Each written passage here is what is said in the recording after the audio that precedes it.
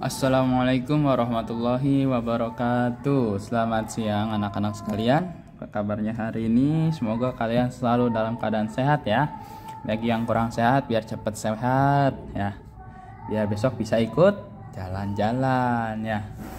Oke, lanjut kita masuk materi tema 6, masih di subtema terakhir yaitu subtema 4 di pembelajaran 4 ya. Di sini ada kalimat efektif. Sebenarnya Pak Ahmad sudah pernah menjelaskan ya kalimat efektif itu apa. Cuman sekarang kita mengulas lagi supaya tidak lupa ya. Kemarin juga banyak yang lupa ya. Energi minyak bumi, gas alam itu berasal dari mananya ya. Nah, oleh karena itu supaya nggak lupa kita harus sering ulang-ulang, sering dibaca-baca lagi ya. Oke, kita lanjut aja ke materi sekarang, yaitu kalimat efektif merupakan kalimat yang padat, yang jelas, yang singkat dan lengkap ya, dan dapat menyampaikan informasi secara tepat. Intinya kalimat efektif itu harus merupakan kalimat yang padat, singkat, jelas, lengkap dan dapat menyampaikan informasi secara tepat. Atau bisa juga kalimat efektif itu dikatakan sebagai kalimat yang padat, singkat ya. Terus yang pada intinya dapat menyampaikan informasi secara tepat ya. Jadi tidak bertele-tele ya.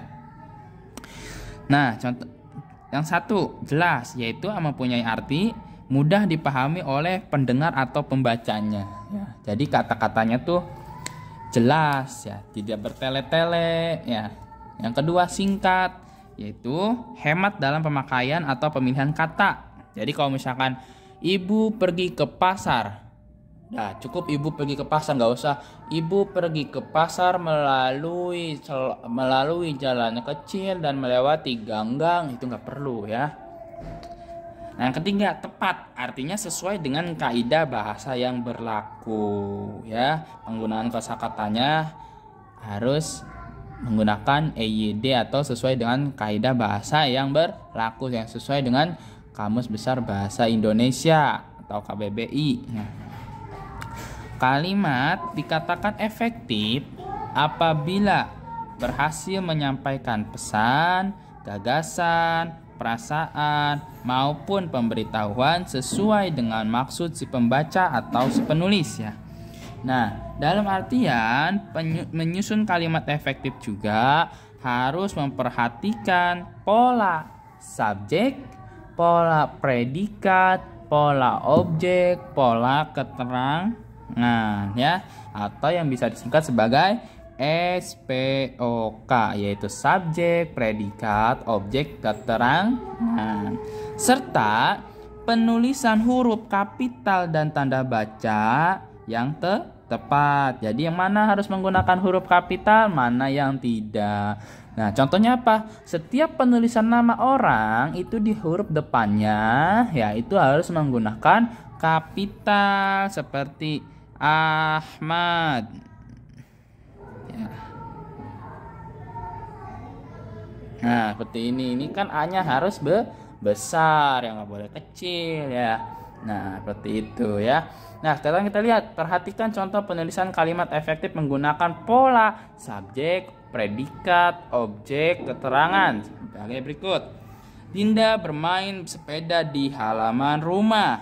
Dindanya sebagai subjek, bermain sebagai predikat, sepeda sebagai objek, di halaman rumah itu sebagai keterangan. Keterangan apa? Keterangan tempat. Keterangan itu ada keterangan tempat, ada keterangan waktu ya.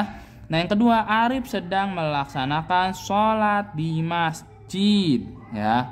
Ali suka makan buah pisang. Nah, itu adalah contoh kalimat efektif yang singkat, padat, jelas, lengkap dan dapat menyampaikan informasi secara tepat. Jadi tidak bertele-tele kalimatnya, kata-katanya ya. Nah, kalau ini kegiatan membuat rumah dari bangun data. Ini caranya apa? Ini seperti cara waktu kelas 2 atau kelas 1 ya, yaitu dengan cara menjiplak ya. Kita lihat nih, lakukan kegiatan berikut ini dengan teman sekelompokmu. Karena kalian lagi di rumah, jadi kalian lakukan sendiri-sendiri aja ya. Kegiatan membuat rumah dari bangun datar. Yang pertama, perhatikan bangun-bangun berikut. Ada bangun persegi, bangun segitiga, dan bangun apa ini? Persegi panjang. Kedua, jiplaklah beberapa bentuk bangun datar di atas menggunakan kertas. Dijiplak nih, ya. Tahu kan ngejiplak? Nah, yang ketiga, setelah dijiplak, gunting bangun datar tersebut. Selanjutnya tempelkan masing-masing bangun datar hingga membentuk rumah pada buku gambar kalian, ya. Gambarlah rumah yang terbentuk dari susunan bangun datar tersebut pada buku gambarmu, ya. Jadi ini dijiplak nih. Pertama buat ini dulu, terus perseginya di atas ya biasanya ya. Atau perseginya di sini boleh, terserah kamu, ini sekreatif kamu aja ya. Kalau di sekolah kita langsung praktekin ya, kita jiplak ya, gampang. Kalau menjiplak itu gampang ya. Kalau menjiplak itu gampang ya, tinggal ditaruh kertas aja ya. Nah, nanti setelah udah dijiplak tinggal menjiplak itu untuk membuat apa? Membuat pola ya. Nanti setelah sudah digunting bangun datar tersebut, lanjut dibuat garis-garisnya ya. Setelah digunting ya, selanjutnya tempelkan masing-masing bangun datar hingga membentuk rumah pada buku gambar. Jadi seperti membuat kolase ya. Mudah ya itu mah ya. Nah, kita lanjut aja ya. Kita belajar membuat jaring-jaring. Apa sih jaring-jaring? Bukan jaring-jaring laba-laba ya. Nah, untuk membuat jaring-jaring balok dan membentuknya menjadi balok, ikuti langkah-langkah sebagai berikut. Yang pertama, sediakan benda yang berbentuk balok. Balok apa balok? Balok itu seperti persegi panjang, cuma dia itu ada alas, ada lebar, ada tingginya ya. Cuman kita nanti bahas lebar kali tingginya ntar ya, gampang itu mah. Nah, sediakan benda yang berbentuk balok. Benda yang berbentuk balok itu seperti ini nih, atau bisa seperti kardus yang persegi panjang tuh. Kardus persegi panjang, Pak Ahmad di sini contohnya nggak ada ya. Di kelas ada ya, di kelas bentar. Ya, kita lihat dari gambar ini dulu nih. Nah, ini kardus persegi panjang atau berbentuk balok ya. Guntinglah rusuk balok tersebut seperti yang diperlihatkan oleh gambar berikut. Mana yang digunting nih? Yang garis putus-putus. Digunting. Ya, digunting. Nanti dia akan terbelah nih seperti ini nih ya. Terus setelah digunting ininya langsung digunting lagi. Susah ya, ini kita harus praktikkan ya. Kita harus praktikkan ini nih. Nah, rebahkan balok yang telah digunting beberapa rusuknya beberapa rusuknya. Bangun datar yang terbentuk merupakan jaring-jaring dari balok tersebut. Nah, bangun datar yang terbentuk nih ini itu adalah merupakan jaring-jaring dari balok tersebut. Sebetulnya ini kalau ada kardusnya enak nih ya. Kalau kalian punya kardus di rumah nggak apa-apa ya, pakai kardus balok yang kecil aja, yang ukuran segini nih, ukuran setengah buku LKS nih, berbentuknya persegi panjang. Nanti diguntingnya dari samping dulu, samping sebelah kiri, terus ke sininya digunting. Nah, ini gampang ini kalau udah ada kardusnya ya. Kalian boleh praktekin di rumah ya. Di sini kardusnya nggak ada, gede-gede semua kardusnya, nggak dipakai semua, jadi nggak bisa dipraktekin ya. Insya Allah nanti di kelas kita praktekin ya. Hari ini insya Allah anak-anak yang di kelas kita praktekin ya. Kalian prakteknya di rumah dulu ya. Oke, cukup menggunakan kardus dan menggunakan gunting ya. Nah, setelah digunting semuanya mengikuti garis-garis yang terputus ini ya. Jadi kan nanti terbelah nih. Nah, yang ini adalah belah sini nih ya, tuh. Yang ini belah sini yang penutup seperti ini tuh ya, kiri kanannya. Nah, yang ini tuh ya, tuh enggak. Dan yang ini yaitu ini. Nah, yang ini tuh yang di atasnya, yang ini tuh ya. Nah, ini adalah jaring-jaring balok ya. Kemudian bentuk kembali jaring-jaring balok menjadi balok menggunakan teknik lipat dan sambung. Nah, setelah udah digunting, nah ini jaring-jaringnya ya.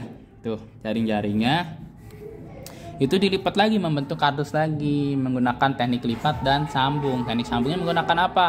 Menggunakan lem ya. Lem bisa ya. Kalau nggak punya lem, pakai isolasi bisa ya. Baik, kita lanjut ya pembelajaran 5, tugas-tugas semua. Ini harus di tatap muka ya. Nah, kita langsung ke halaman 60 ya. Gerakan dalam aktivitas ritmik senam anak Indonesia terdiri atas beberapa tahapan gerakan, yaitu gerakan pemanasan, gerakan inti, dan gerakan pendinginan ya. Setiap aktivitas ritmik pasti ada gerakan pemanasan, gerakan inti, dan gerakan pendinginan. Entah apa itu apapun senam ritmiknya ya, pasti ada gerakan pemanasan, ada gerakan inti, dan gerakan pendinginan, karena itu adalah suatu gerakan yang wajib pada senam ritmik atau aktivitas ritmik ya.